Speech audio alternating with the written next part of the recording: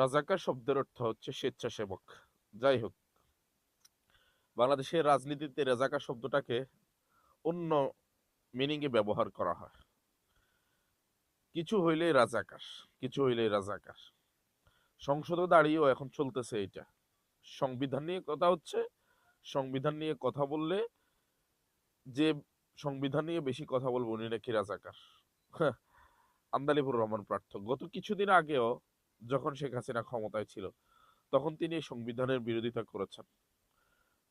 তাহলে তো সেই সেন্সে তিনি রাজাকার, তার কথায় তিনি রাজাকার।